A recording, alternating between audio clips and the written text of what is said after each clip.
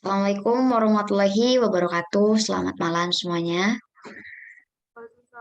Malam, Kak. Malam, Kak. Gimana kabarnya malam ini? Alhamdulillah, luar biasa. Allahu Akbar. Mantap. Baik, rekan-rekan semua. Untuk pertemuan di kedua ini, kita akan belajar mengenai konsep dasar akuntansi. Nah, konsep dasar akuntansi ini materi yang sangat penting ya untuk pemahaman dasar.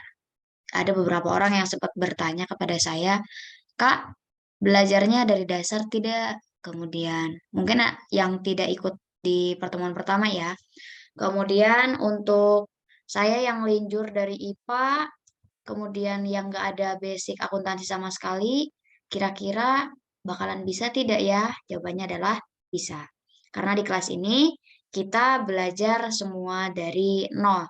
Artinya saya akan mengajak teman-teman semua untuk mempelajari akuntansi ini dari dasar banget ya.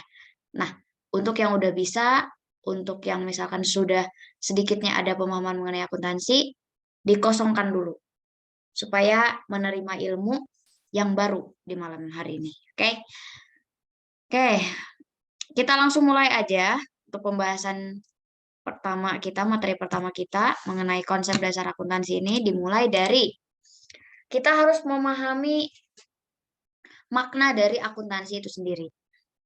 Yang pertama ya, kita harus paham makna akuntansi. Kenapa? Alasannya, terkadang kita itu mengabaikan suatu pengertian dari suatu pembelajaran atau makna karena merasa bahwa yang penting tahu, yang penting bisa. Tapi di samping hal itu, kita harus bisa juga, sebentar ya.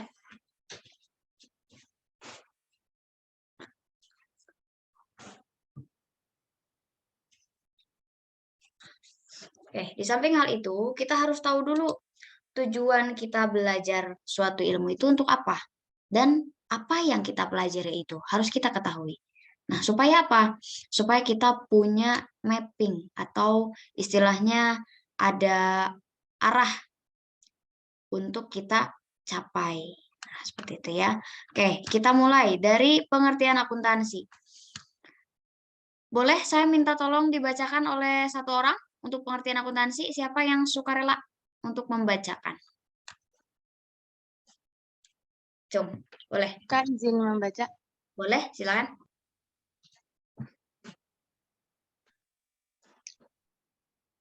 Baik. Pengertian akuntansi menurut American Institute of Certified Public Accountants atau AICPA dalam buku Accounting Intermediate Dr. Zaki Bariduan. Akuntansi adalah suatu kegiatan jasa. Fungsinya adalah menyediakan data kuantitatif, terutama yang mempunyai sifat keuangan dari kesatuan usaha ekonomi yang dapat digunakan dalam pengambilan keputusan-keputusan ekonomi dalam memilih alternatif-alternatif dari suatu keadaan. Lalu yang kedua, menurut Warren Rifest dalam buku Pengantar Akuntansi, sistem informasi yang menghasilkan laporan kepada pihak-pihak yang berkepentingan mengenai aktivitas ekonomi dan kondisi perusahaan. Terima kasih. Kak. Dari kedua pengertian ini, kita bisa ambil kesimpulan. Melainkan dengan cara kita harus mengetahui kata kunci dari makna ini. Kata kunci yang pertama, untuk di pengertian ini, kita akan mengetahui akuntansi itu adalah suatu kegiatan jasa. Pertama, kegiatan jasa. Kedua, menyediakan data kuantitatif. Kegiatan jasa yang menyediakan data kuantitatif. Artinya, akuntansi itu isinya adalah angka, karena kuantitatif. Salah satunya. Kemudian, mempunyai sifat keuangan dari kesatuan usaha ekonomi.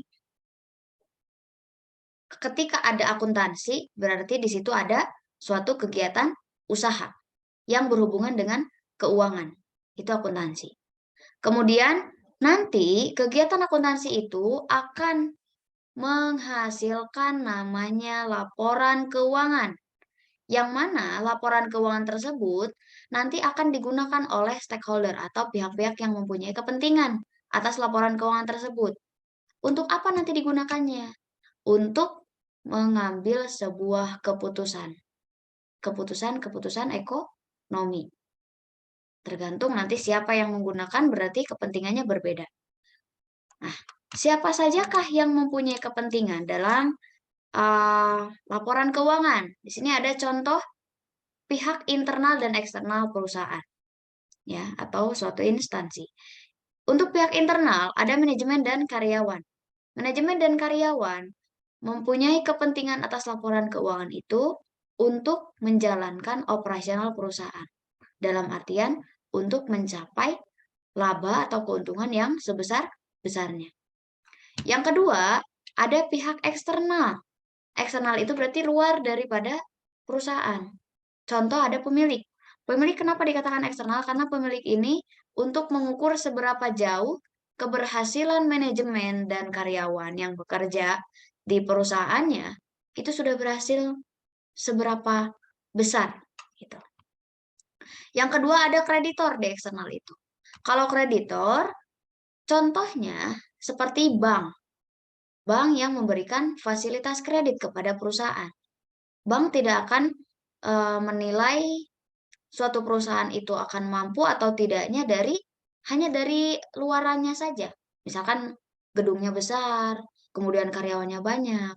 Tanpa melihat laporan keuangan, itu tidak mungkin. Kenapa? Karena salah satu aspek penting dalam pemberian kredit perbankan kepada suatu perusahaan, itu kan nominalnya pasti besar ya. Maka itu akan membutuhkan laporan keuangan. Untuk apa? Untuk menilai seberapa mampukah perusahaan tersebut akan mengembalikan dana yang dipinjamnya di kemudian hari. Yang ketiga, di pihak eksternal itu contohnya ada investor. Investor, kegiatannya penanaman saham. Nah, kira-kira rekan-rekan semua kalau misalkan mau nanam saham, mau beli saham suatu perusahaan, carinya keuntungan atau kerugian? Keuntungan, Kak. Keuntungan. Maka, untuk mengetahui seberapa besarkah tingkat keuntungan yang akan kita dapatkan nantinya, seberapa besarkah resiko yang akan kita hadapi nantinya, itu dilihat dari laporan keuangannya ketika kita menjadi seorang investor.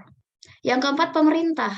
Kalau pemerintah mempunyai kepentingan terhadap laporan keuangan perusahaan yang ada di negaranya itu untuk kepentingan dasar perhitungan perpajakan nantinya. Pajak yang terutang yang harus dibayarkan kepada negara. Itu dasar atau sebuah alasan kenapa adanya suatu informasi keuangan. Dan informasi keuangan itu berbentuk laporan keuangan yang diciptakan dari proses akuntansi ini. Jadi teman-teman, kalau misalkan ada yang beranggapan bahwa belajar akuntansi nggak akan kepake pas kerja, bohong banget. Tergantung kita kerjanya ada di bidang apa. Kalau di bidang marketing, butuh laporan keuangan? Butuh juga. Jangan heran. Pada intinya pada saat kita masih ada dalam ruang lingkup kegiatan ekonomi, pasti bersentuhan dengan yang namanya laporan keuangan. Walaupun tidak secara langsung bikin laporan keuangan. Seperti itu. Kemudian, kita udah masuk ke konsep dasarnya akuntansi ini. Konsep dasar akuntansi mengenai konsep periode akuntansi. Dalam menyiapkan laporan keuangan, harus ditentukan periode mana pendapatan dan beban bisnis yang akan dilaporkan. Dalam akuntansi itu ada dua metode pencatatan. Yang pertama dasar kas, yang kedua dasar akrual. Dasar kas itu suatu konsep di mana laporan pendapatan dan biaya atau beban akan dilaporkan ketika kas diterima dan atau dibayarkan. Kas diterima dan atau dibayarkan baru dilaporkan untuk pendapatan dan biaya atau bebannya. Kalau yang kedua dasar akrual itu konsep di mana laporan pendapatan dan biaya akan dilaporkan ketika pendapatan dihasilkan atau beban diakui. Pada intinya, untuk perbedaan dua pencatatan ini, kalau dasar kas, ketika ada transaksi kas masuk dan keluar, itu baru dicatat atau baru dilaporkan. Tapi kalau untuk dasar akrual, ketika ada tidaknya pengeluaran atau pendapatan kas secara langsung, baru diakuinya saja itu sudah dicatat atau dilaporkan. Secara singkat, untuk laporan keuangan sektor privat atau laporan keuangan perusahaan itu menggunakan dasar akrual. Perusahaan jasa, dagang, manufaktur itu dasar akrual. Kalau akuntansi pemerintahan baru ini dipakai keduanya. Dasar kas dan dasar akrual kalau di akuntansi pemerintahan dipakai dua-duanya. Gitu. Nah, jadi kesimpulannya untuk di kelas ini karena kita mempelajari sistem atau siklus akuntansi perusahaan jasa. Jadi yang kita gunakan adalah dasar akrual. Gitu. Nanti kalau misalkan ada yang mau ditanyakan, boleh di sesi tanya jawab ya. Langsung dicatat aja dulu pertanyaannya biar nggak lupa. Nah, siklus akuntansi nih. Siklus akuntansi perusahaan jasa. Yang mana secara garis besar yang akan kita pelajari selama 30 pertemuan ke depan adalah goal orientasinya adalah bikin 5 laporan keuangan ini. Tetapi ketika ada tujuan pasti ada proses atau ada jalan yang harus kita tempuh dulu. Contoh rekan-rekan mau pergi ke kampus. Apakah bisa langsung nyampe di kampus dengan cara menghilang? Langsung nyampe tidak? Atau harus melewati jalan dulu? Harus naik angkot dulu. Nah, harus naik angkot dulu. Atau enggak naik Gojek ya, kalau ada. Kemudian kalau yang dekat kampus tetap harus jalan dulu. Nggak bisa langsung tiba-tiba nyampe di kampus. Nah, dalam pembuatan laporan keuangan pun sama. Harus ada proses yang kita lalui dan harus kita pahami juga step by step-nya. Kalau ada kekeliruan, pasti ada ketidaksesuaian. Kenapa bisa dikatakan laporan keuangan itu sesuai dan tidak? Karena ada aturan umum. Aturan umum itu berarti aturan yang berlaku di Indonesia. Berdasarkan apa? Berdasarkan standar akuntansi keuangan. Yang pertama, dalam siklus akuntansi ini, kita akan mempelajari cara menganalisis transaksi. Dimulai dari tata cara kita mengetahui jenis transaksinya, pembelian, penjualan, penerimaan kas, pengeluaran kas, penagihan, atau kita yang ditagih. Itu kita harus ketahui dari transaksinya. Yang kedua, kita akan mempelajari mengenai jurnal umum. Jurnal umum itu adalah suatu proses tahapan awal ya. Sebenarnya tahapan awal, cuman transaksi di sini itu alur transaksinya ya udahlah nggak usah dianggap. Transaksi itu dijadikan dasar pencatatan jurnal umum.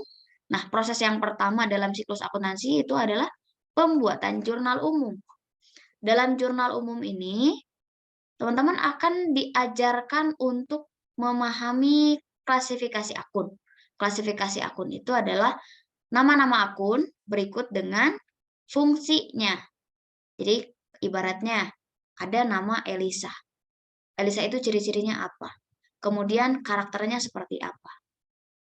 Itu dari nama akun. Nama akun pun sama.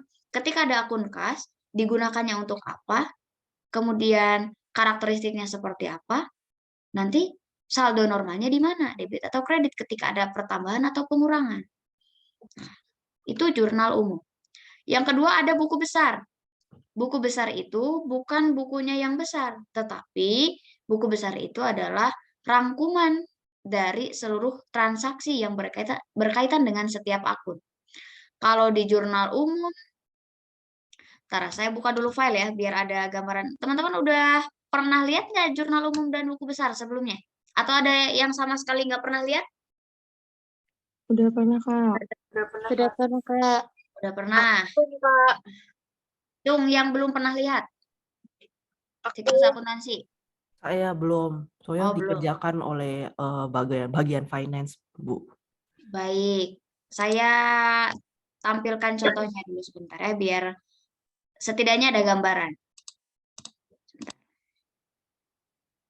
Tapi ketika saya tampilkan jangan dipikirin ya, kalau dipikirin nanti pusing. cukup dilihat aja, jangan Iya, dibawa Bu. ke hati. Supaya ada gambaran kan? Ya, cukup lihat gambarnya aja. Jurnal umum itu seperti apa? Ya, sebentar.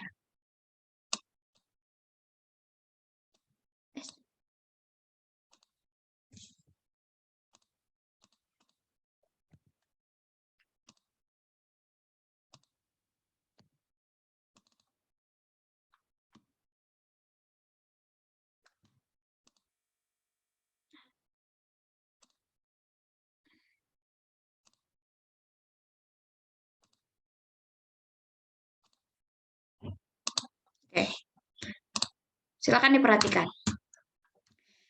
Proses yang pertama yang akan kita buat adalah seperti ini. Ini bentuk jurnal umum, jurnal umum.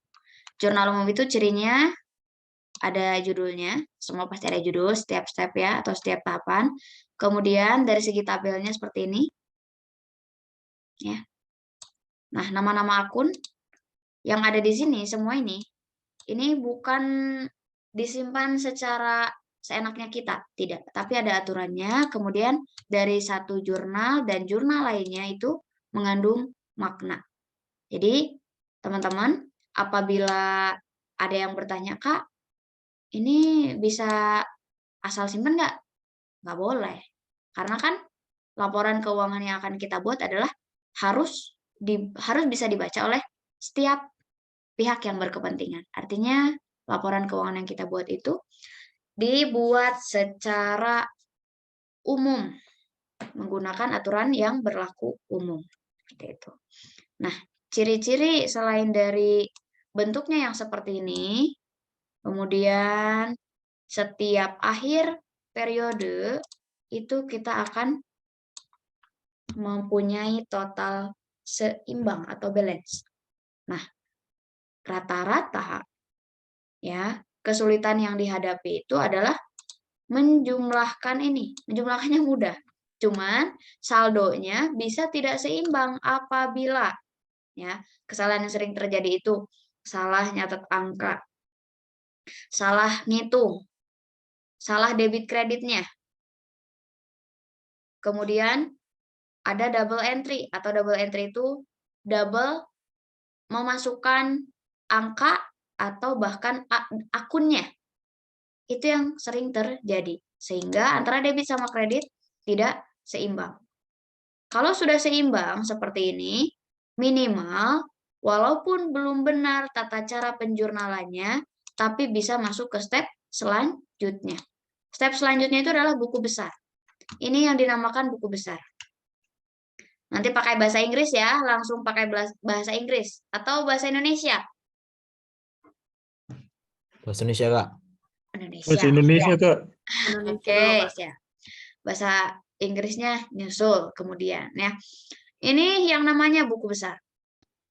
Jadi buku besar itu cirinya setiap akun mempunyai satu tabel. Nah, dalam satu tabel ini memuat seluruh transaksi yang berkaitan dengan suatu akun tersebut. Satu akun, satu tabel. Ini juga satu akun, satu tabel. Tidak ada yang bercampur lagi transaksinya. Apakah boleh nominal yang ada di akun receivable dipindahkan ke kas? Tidak boleh. Ya, jadi intinya untuk di buku besar ini satu akun, satu tabel. Kalau di jurnal umum, satu tabel untuk semua. Ya, seperti ini. Nanti bagaimana tata cara pembuatannya? Nanti ada materinya. Jangan khawatir. Cuman yang jelas, ini bentuk buku besar. Bisa dilihat. Kalau sekilas bakalan pusing, tapi kalau dipelajari nanti mudah. Nah, sampai akhir, sampai beban. Jadi dari mulai kas sampai ke beban. Nah, ini income summary. Sampai ini sampai interest expense. Ada pertanyaan, ada pertanyaan yang sering muncul itu, Kak, untuk nama akun sama nomor akun itu bebas nggak sih sebenarnya? Kalau untuk penamaan akun, ya itu bebas, mau pakai nama apa aja. Yang terpenting klasifikasi akunnya atau kelompoknya itu sama dengan kelompok yang seharusnya. Kemudian untuk angkanya atau nomor akunnya. Nomor akunnya juga boleh, apakah harus 3 digit atau lebih dari 3 digit? Boleh lebih dari 3 digit, bahkan 2 digit pun boleh. Kalau mau 10 digit boleh? Boleh. Yang terpenting yang tidak tertukar itu adalah kelompok 1 wajib aset. Kelompok 1 itu berarti kan aset ya. Nah, maka setiap akun yang ada di kelompok aset harus digit pertamanya harus diawali dengan angka 1. Kalau kelompok kewajiban 2, berarti digit pertama harus diawali nomor 2. Nah, jadi yang jadi cirinya itu adalah digit pertamanya untuk membedakan kelompok 1 sampai kelompok 5-nya. 1 itu harta, kelompok 2 itu kewajiban, kelompok 3 itu ekuitas, kelompok 4 pendapatan, kelompok 5 beban. Nah, itu yang nggak boleh ketukar. Nanti itu bisa dipelajari lebih lanjut lagi ya. Kemudian tahapan yang ketiga. Tahapan ketiga dalam proses siklus akuntansi yaitu neraca percobaan atau trial balance. Neraca percobaan ini adalah seperti ini. Neraca percobaan. Bentuknya hampir sama dengan jurnal umum, tetapi untuk tata cara penulisan yang berbeda. Kalau di jurnal umum kan ada debit kredit ya. Untuk nama akunnya debit seperti ini, kredit menjorok ke kanan. Kemudian di sini ada kolom tanggalnya. Tapi kalau di neraca saldo percobaan atau trial balance ini di sebelah di kolom pertamanya itu adalah nomor akun, kolom keduanya nama akun dan ditulis secara rata seperti ini. Baru debit kredit dan yang terakhir saldo harus seimbang juga. Nah, ini neraca saldo.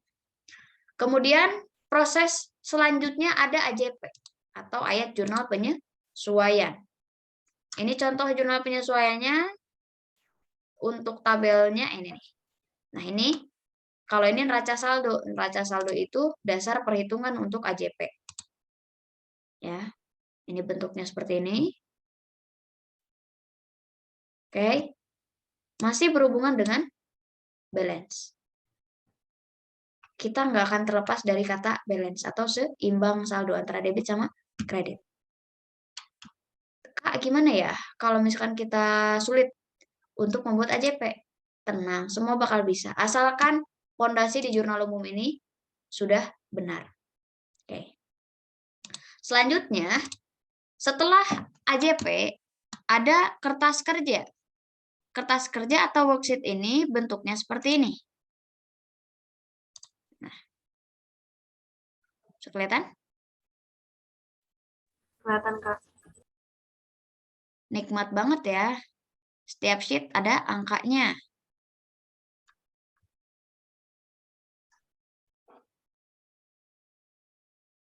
Oke, kira-kira sampai sini. Kebayangnya pusing atau mudah full senyum? Pusing, Kak. Pusing, Kak. Pusing banget. Full pusing ya. Kalau dilihat aja full pusing. Ibaratnya kita kenalan sama seseorang, tapi cuma lihat covernya aja. Ya nggak bisa tuh, nggak bisa kita menemukan suatu kenyamanan kalau cuma lihat covernya aja. Jadi kita harus mendalami si orang tersebut kalau mau nyaman sama doi. Nah, ini pun anggaplah doi akuntansi itu. Kalau dilihat pusing, jadi nggak usah lama-lama dilihatnya. Kemudian ada laporan keuangan.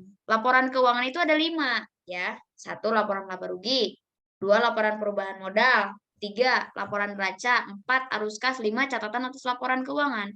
Cuman yang akan kita pelajari antara 1 sampai 3 atau sampai 4. Ini contohnya. Nah, ini yang dinamakan laporan keuangan laba rugi. Sederhananya seperti ini. Kalau di perusahaan yang beneran, akunnya banyak. Jadi akunnya banyak, nominalnya juga gede-gede. Kita di laporan laba rugi akan mempunyai atau akan mendapatkan informasi laba atau rugi dari satu periode akuntansi perusahaan ya. Kemudian laporan keuangan yang kedua ada laporan perubahan ekuitas atau laporan perubahan modal. Yang keempat ada neraca. Nah, neraca ini menganut aset sama dengan liabilitas tambah ekuitas. Ini untuk dasar akuntansi atau persamaan dasar akuntansi ini akan dipakai lagi di laporan neraca. Kemudian ada ada cash flow atau laporan arus kas. Nah, di sini ini yang namanya laporan arus kas. Apa-apa, lihat sekilas aja. Ya, boleh ditatap. Tapi jangan dimarahin. Tatap aja cukup. Oke. Setelah ini, setelah laporan arus kas ya, kita akan belajar mengenai closing jurnal atau jurnal penutup. Yang terakhir jurnal pembalik. Semua ada jurnalnya. Ya, udah. Kalau dilihat makin lama makin pusing. Sekarang tugas teman-teman semua, silakan dihafalkan proses ini ya. Sekarang juga. Saya kasih waktu. Jangan dulu, Deng, jangan dulu. Kita lanjut dulu aja. Ini kan pengertian. Pengertian nanti bisa dibaca ya, udah dijelaskan tadi. Kemudian saya mau menjelaskan mengenai akun dulu deh, akun. Dalam akuntansi, kita itu akan mengenal yang namanya akun. Akun itu ibaratnya adalah nama. Ya, nama teman-teman semua. Itu akun. Kemudian dalam akuntansi ada yang namanya akun real dan akun nominal. Akun real itu sifatnya permanen. Akun real itu ada 3. Aktiva, hutang, sama ekuitas. Kalau untuk pengertian nanti bisa dibaca. Kemudian yang kedua ada akun nominal. Kalau akun nominal itu ada pendapatan sama biaya. Selanjutnya yang harus dipelajari, nanti kan saya bakalan kasih daftar nama-nama akun ya. Tapi bukan sekarang, biar nggak pusing. Untuk di pertemuan 2 ini, ada goal orientasi untuk pertemuan 2 ini adalah teman-teman bisa tahu saldo normal akun sama siklus akuntansi tadi, rangkaian siklus akuntansi. Kenapa untuk nama-nama akun tidak dibahas sekarang? Karena itu kan kebanyakan, ya. Karena kebanyakan nanti bakalan pusing. Pusingnya apa? Pusing harus baca yang mana dulu. Nah, jadi saya arahkan dulu untuk pertemuan kedua ini, teman-teman diharap bisa menghafal saldo normal akun, ya, saldo normal akun dan siklus akuntansi yang tadi. Tahapan pembuatan laporan keuangan. Untuk saldo normal akun ini akan berguna untuk apa? Akan berguna untuk proses pembuatan jurnal umum. Yang mana jurnal umum itu sering saya sebutkan tadi di pertemuan ini, kemudian di pertemuan sebelumnya juga, bahwa harus paham saldo normal akun, harus paham nama-nama akun, kemudian jenis transaksinya kita harus ketahui juga, atau dari segi analisis transaksi.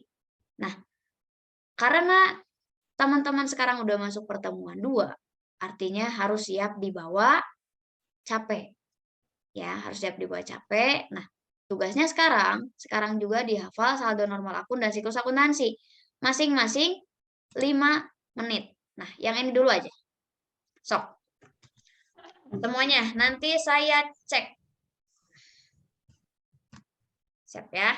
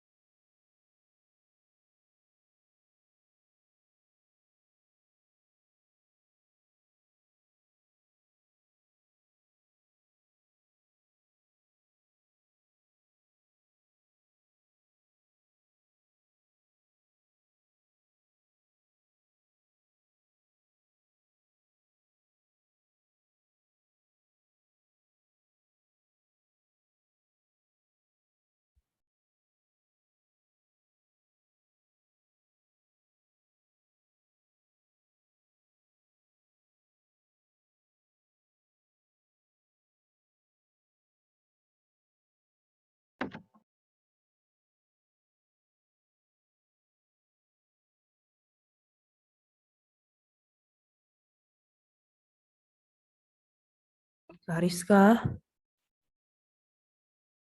Ya, Ibu. ya itu kok nggak ada suaranya ini? Nggak ada suaranya bagaimana? Oh itu dari tadi nggak ada suaranya, Bu. Memang tidak ada suara. Oh ya, Ini kita lagi disuruh menghafal. iya iya. Siklus akuntansi itu ya.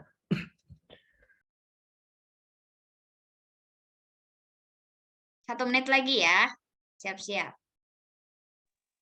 Kak, ini dihafal atau pengertiannya juga disebut ya, Kak?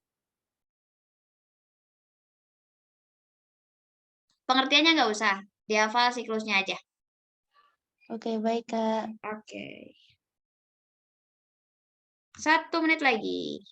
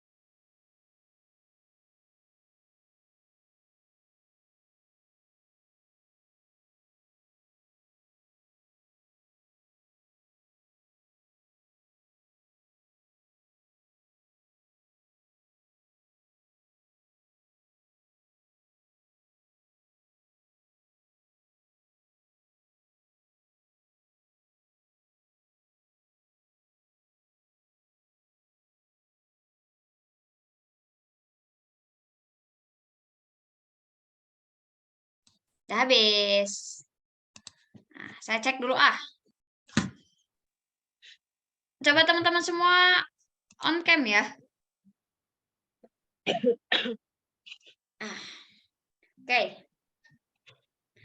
Siapa yang mau duluan? Coba. Ya, Kak, izin. So, boleh, gas. Perkenalan dulu ya, Kak.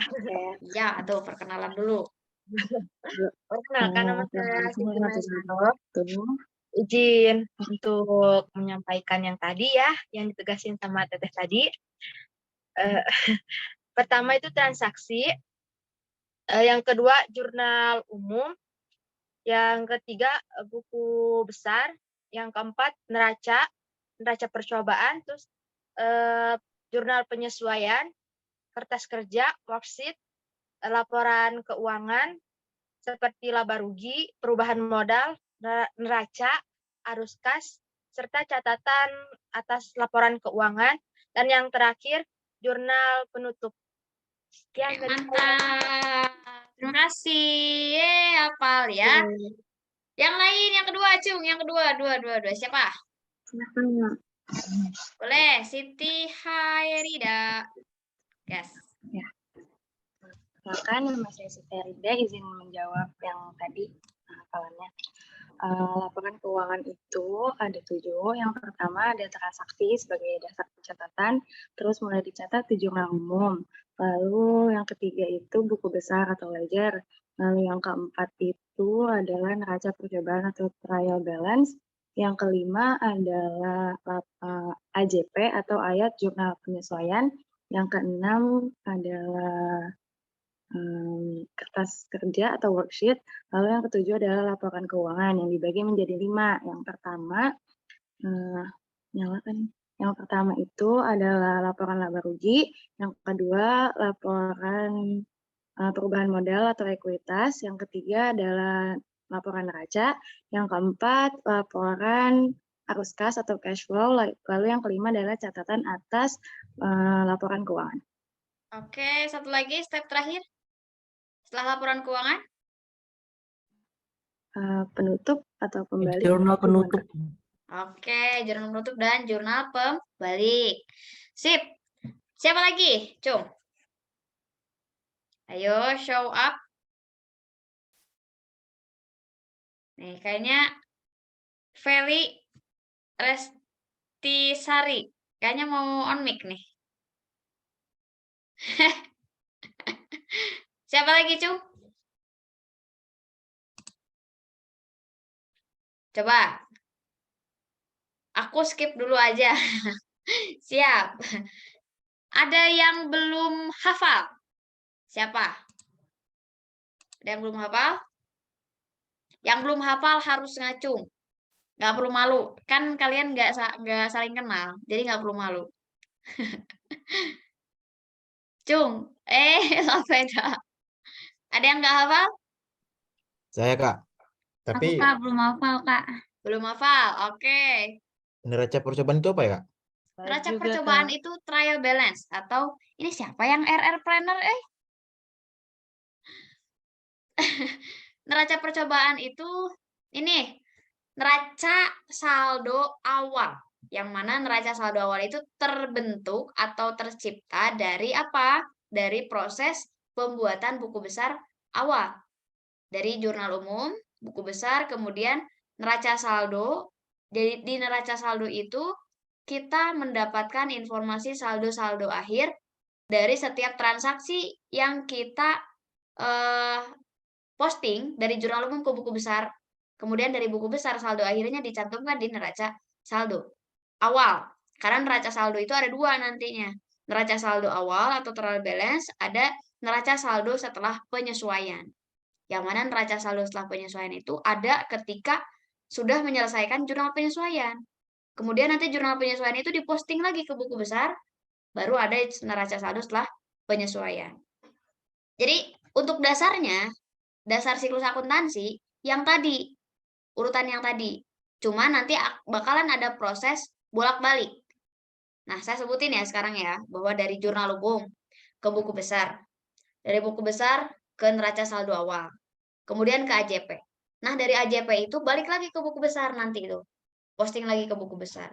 Baru nanti bikin neraca saldo setelah penyesuaian. Kalau tidak ada worksheet catatan. Tapi kalau ada worksheet, tetap harus posting ke buku besar juga. Cuman worksheet itu atau neraca lajur sifatnya opsional. Atau opsional itu boleh ada, boleh tidak. Kalau ada membantu, sangat membantu. Kalau tidak pun nggak apa-apa. Yang penting ada neraca saldo setelah penyesuaian. Setelah itu, nanti kita akan membuat laporan keuangan kan, ya. Kalau kita menggunakan neraca lajur, itu sangat mempermudah untuk proses pembuatan laporan keuangan. Karena nanti di neraca lajur itu ada informasi laporan neraca sama income statement atau laporan laba rugi. Nah, itu bisa mempermudah. Kemudian laporan keuangan yang 5 tadi, setelah bikin laporan keuangan, jurnal penutup. Nah, jurnal penutup itu posting lagi ke buku besar nanti itu. Balik lagi, udah hampir akhir, tapi balik lagi ke proses buku besar. Setelah itu nanti ada neraca saldo setelah penutupan. Jadi neraca saldo itu ada 3. Neraca saldo awal, neraca saldo setelah penyesuaian, sama neraca saldo setelah penutupan. Baru jurnal pembalik. Seperti itu. Nah, itulah rangkaian siklus akuntansi. Yang belum hafal, nanti dihafal. Ya, karena kalau nggak hafal, ibaratnya kalian mau ke suatu tujuan, nggak hafal jalan, pasti nyasar dulu.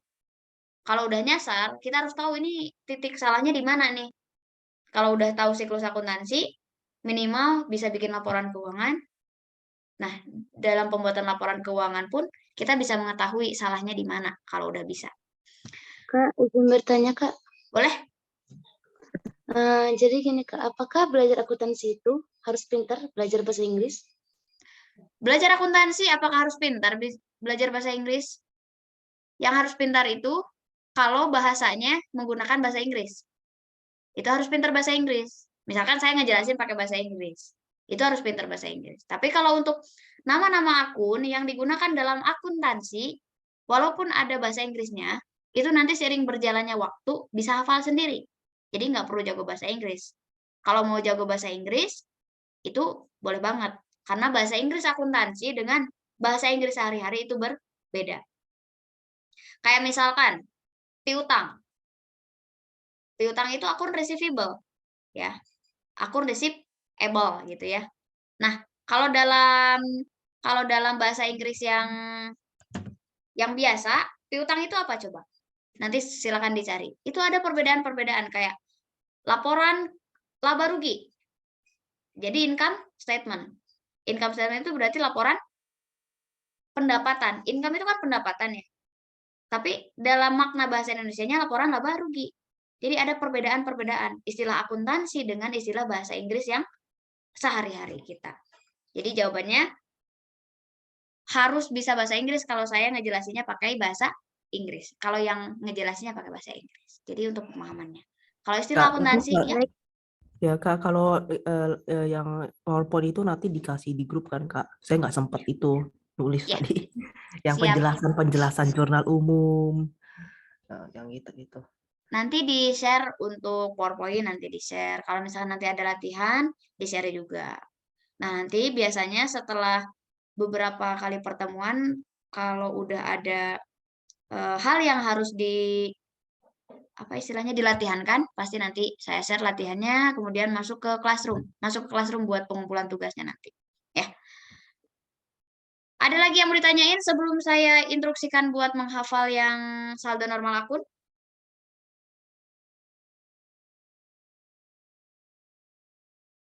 Ada pertanyaan dulu tidak?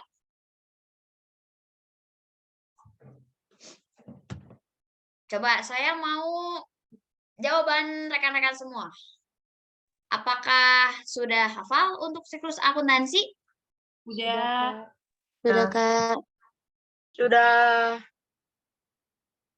Coba, yang nggak jawab ini hafal atau enggak? Sudah, tapi masih Sudah. lagi. Hafal. Oke, siap. Sudah, Oke, kalau Kak. sudah, saya instruksikan kembali untuk menghafal yang saldo normal akun. Ya, nggak apa-apa ya, saya agak di instruksi-instruksi kayak gitu. Nanti pengertiannya bisa dibaca, karena sering berjalannya waktu bakalan tahu kok pengertiannya. Nah, yang penting adalah ini. Ini penting juga yang kedua. Silakan dihafal. 5 menit dari sekarang. Berarti 2021 sampai 2026. Tata cara penghafalannya kayak gini. Harta bertambah di debit, berkurang di kredit, saldo normal, debit. Utang bertambah di kredit, berkurang di debit, saldo normal, kredit. Modal bertambah di kredit, berkurang di debit, saldo normal di kredit. Pendapatan bertambah di kredit, berkurang di debit, saldo normalnya di kredit. Biaya atau beban, saya ganti aja pakai beban. Karena konteks beban sama biaya itu berbeda kalau dalam akuntansi. Beban bertambah di debit, berkurang di kredit, saldo normal debit. Saya suruh yang susahnya dulu buat ngafal. Nanti saya kasih triknya buat langsung hafal dengan mudah. Sok, silakan. Dimulai.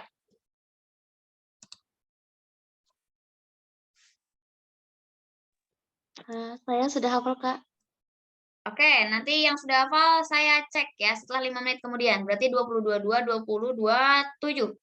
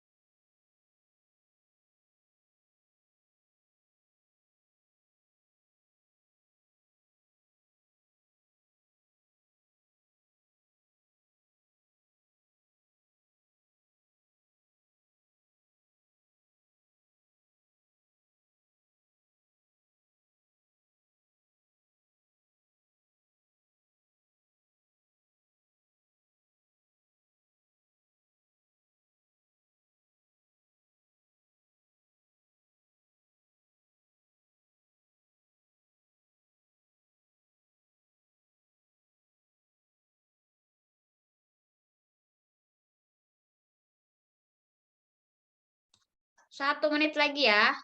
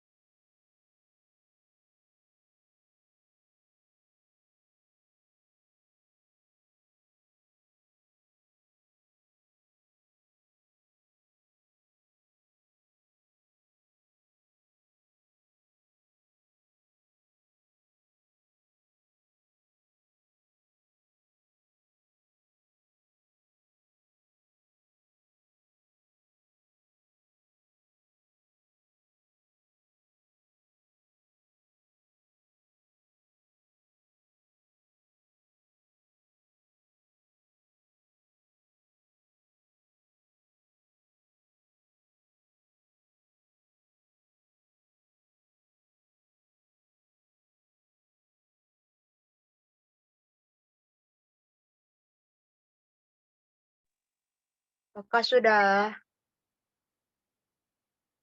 Oke, kalau sudah. Coba. Ah. Siapa yang mau duluan lagi, Cung? Boleh? Gas langsung on mic.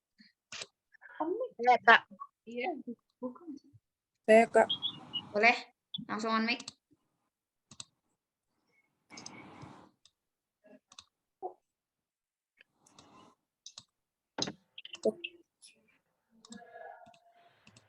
Sok, silakan. Tapi PPT-nya masih nampak, Kak. Iya, lupa. Silakan.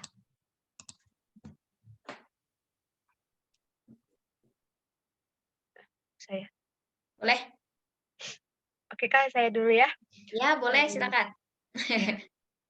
Dari saldo normal akun, harta bertambah di debit, berkurang di kredit, saldo normal debit. Terus utang bertambah di kredit, berkurang di debit, saldo normal kredit. Terus modal bertambah di kredit, berkurang di debit, saldo normal kredit. Pendapatan bertambah di kredit, berkurang di debit, saldo normal kredit. Dan beban beban bertambah di debit, berkurang di kredit, saldo normal debit. Ya, sekian dari saya. Mantap. Siapa lagi? Marisa, coba Marisa. Saya, Kak. Marisa dulu. Oke. Itu raise hand.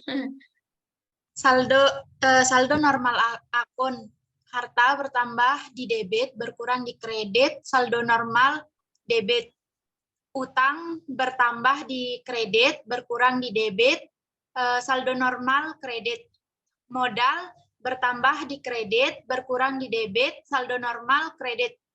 Pendapatan bertambah di kredit, berkurang di debit, saldo normal kredit. biaya bertambah di debit, berkurang di kredit, saldo normal debit. Oke, mantap. Siapa lagi, Cung? Lavenda dulu, coba Lavenda dulu. Pertama itu harta bertambah di debit berkurang di kredit, saldo normalnya debit. Terus yang kedua itu ada utang bertambah di kredit berkurang di debit, saldo normalnya itu kredit. Yang ketiga itu ada modal bertambah di kredit berkurang di debit, saldo normalnya itu kredit. Yang keempat itu ada pendapatan bertambah di kredit berkurang di debit, saldo normalnya juga kredit. Yang kelima itu ada beban bertambah di debit berkurang di kredit, saldo normalnya juga debit. Oke, mantap. Mau kemana? Rusuh banget. Satu lagi temennya. Saya Kak. Itu temennya dulu, temennya Lavenda itu siapa tadi tuh? Belum hafal, Kak. Belum hafal, ya udah sok nanti hafalin dulu. Siapa lagi, Cung? Ria ya? Saya Kak. Ya, boleh. Silakan, itu siapa? Melisa, boleh. Nah, Lupa baik. saya tuh, kenalan dulu, terus kampusnya dari mana? Oke Kak. Untuk dari sebelumnya, perkenalkan nama saya Melisa Losari Tanjung dari Universitas Politeknik Negeri Medan. Dari Makassar, Bon. Oh, kirain. Ada Losari. Oke. Soalnya. Oke. Nah, jadi Politeknik, saldo normal Politeknik apa? aku itu, Negeri Medan. ya Kak. Oke, silakan. Nah, jadi saldo normal akun. Jadi saldo normal akun itu ada 5, yaitu harta, utang, modal, pendapatan, dan beban. Di mana harta itu bertambahnya di debit, berkurangnya di kredit, saldo normalnya di debit. Yang kedua itu utang. Utang itu bertambahnya di kredit, berkurangnya di debit, saldo normalnya di kredit. Yang ketiga itu modal, bertambahnya di kredit, berkurangnya di debit, saldo normalnya di kredit. Yang keempat itu pendapatan. Pendapatan itu bertambahnya di kredit, berkurangnya di debit, saldo normalnya kredit. Yang kelima itu yang terakhir beban. Beban itu bertambahnya di debit, berkurangnya di kredit, dan saldo normalnya di debit. Baik Kak. Oke, mantap. Buat diri sendiri. Oke, langsung siapa lagi? Gas. Adelia dulu. Yang pertama itu harta. Silakan memperkenalkan diri dulu sama kampus. Selamat malam semuanya. Perkenalkan, nama saya Adelia. Saya dari UNCEM, Universitas Cendrawasih, Papua. Oke. Ada 5. Yang pertama harta itu bertambah di debit, berkurang di kredit, saldo normalnya itu debit. Yang kedua itu utang, bertambah di kredit, berkurang di debit, saldo normalnya kredit. Modal, bertambah di kredit, berkurang di debit, saldo normalnya kredit. Pendapatan, bertambah di kredit, berkurang di debit, saldo normalnya kredit. Yang itu beban, bertambah di debit, berkurang di kredit, saldo normalnya debit. Terima kasih. Oke, terima kasih. Siapa lagi? Sampai habis nih, habisin aja, gas. Siapa lagi? Lia, boleh? Nanti habis Lia, Siti ya. Ya, Lia dulu. coba. Kalian dulu. Harta bertambah di debit, berkurang di kredit, saldo normalnya adalah debit. Utang dia bertambah di kredit, berkurang di debit, saldo normalnya kredit. Ketiga, modal dia bertambah di kredit, berkurang di debit, dan saldo normalnya di kredit. Kemudian modal, pendapatan dia itu bertambah di kredit juga, kemudian berkurang di kredit, di debit, kemudian yang saldo normalnya kredit.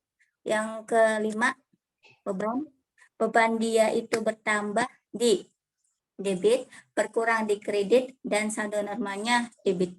Oke, coba diulang lagi. Saya mau tahu, ulang lagi. Diulang ya. Aduh. Ya. Modal HUMPD. Pertama dari pertama. Dari harta ya. Harta. Bertambah di debit, berkurang di kredit, dan saldo normalnya di debit. Oke. Itu aja kayak.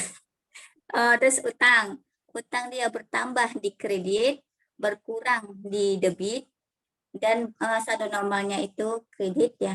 Kemudian utang modal. Dia tuh bertambah di kredit, berkurang di debit, kemudian saldo normalnya kredit. Keempat, pendapatan. Pendapatan dia bertambah di kredit, berkurang di debit, dan saldo normalnya itu di kredit. Yang terakhir adalah beban. Beban dia itu bertambah di debit, berkurang di kredit, dan saldo normalnya di debit. Ya. Sip, mantap. Siapa lagi? Siti ya, Siti sekarang Siti. Keren. Siti Saldo normal Herida. siap. Saldo normal akun itu ada 5. Yang pertama adalah hutang, yang kedua Dari mana? Dari kampus mana? oh ya, perkenalkan nama saya Siti Herida dari SMK Utama Insani. Oh, dari SMK. Oke, silakan. Ya, saldo normal akun itu ada 5. Yang pertama adalah harta, yang kedua adalah utang, yang ketiga adalah modal, yang keempat adalah pendapatan, lalu yang kelima adalah beban. Nah, harta bertambah di debit, berkurang di kredit. Saldo normalnya debit.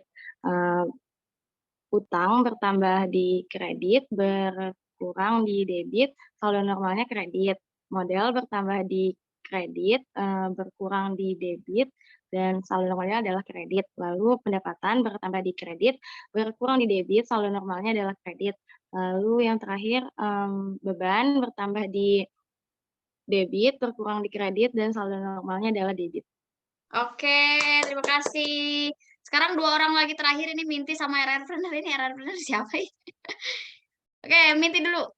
Ya, perkenalkan nama saya Suminti. Saya dari UT. UT. Semester? Semester 1. Oke. Tidak apa Ibu, kalau belum hafal nggak apa-apa, masih ada waktu. 30 Yang kali pertama pertemuan. ada utang. Utang bertambah di debit, berkurang di kredit. Yang pertama apa? Harta. Ya, sorry. Harta. Yang pertama harta bertambah di debit, berkurang di kredit, saldo normalnya di debit. Kedua ada utang bertambah di kredit, berkurang di debit, saldo normalnya di kredit. Oke. Modal bertambah di kredit, berkurang di debit, saldo normalnya di kredit. Pendapatan bertambah di kredit, berkurang di debit, saldo normalnya di kredit. Oke, lanjut. Bebannya bertambah di debit, berkurangnya di kredit, saldo normalnya debit. Oke, mantap. Satu lagi terakhir.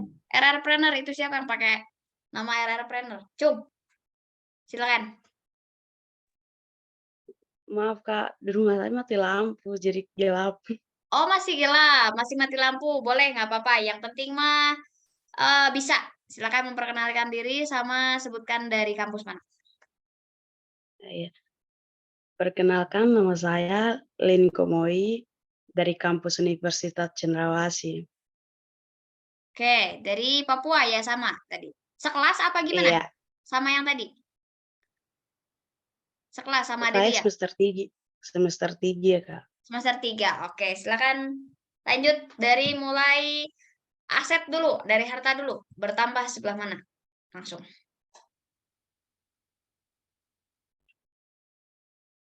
Sudah apa? Saldo, ya Kak. Oke, silakan. Saldo normal akun ada 5. Yaitu yang pertama harta bertambah di debit, berkurang di kredit, saldo normalnya debit. Utang bertambah di kredit, berkurang di debit, saldo normalnya kredit. Modal bertambah di kredit, berkurang di debit, dan saldo normalnya kredit. Jaringannya?